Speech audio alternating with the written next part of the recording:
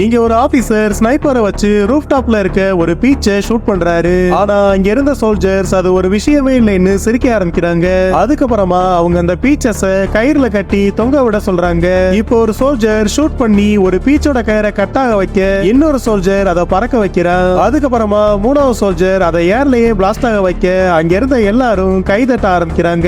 ஆனா இங்க இருந்த போலீஸ் கேப்டனுக்கு அவங்க கிட்ட ஆணவம் அதிகமா இருக்க மாதிரி தோணுது. சோ அவங்களுக்கு பாடம் கத்து கொடுக்கறதுக்காக அவர் நிறைய பீச்சஸ் எடுத்துட்டு வர வைக்கிறாரு. அதுல ஒரு அழிவு போன பீச்சை குற்றவாளின்னு மத்த எல்லாரையும் அப்பாவிகள்னு சொல்லி அந்த குற்றவாளிய கரெக்டா ஷூட் பண்ண சொல்றாரு. இப்போ ஒரு பேஸ்கெட்டை கவுத்துனதுமே எல்லா பீச்சஸும் உருண்டு ஓட ஆரம்பிக்குது. உடனே ரெண்டு சோல்ஜர்ஸ் ரெண்டு பீச்சை ஷூட் பண்ணி அந்த அழிவு போன பீச்சை விசிபிள் ஆக்க மூணாவது சோல்ஜர் அதை கரெக்டா ஷூட் பண்ணிடுறான். ஆனா அதுக்கப்புறம் தான் தெரியுது அந்த அழிவு போன பழம் கேப்டன் கிட்ட தான் இருக்கு. இப்போ அந்த சோல்ஜர்ஸ் குற்றவாளிகளை தப்பிக்க விட்டதோட 3 அப்பாவிகளையும் கொலை பண்ணிடுறாங்க.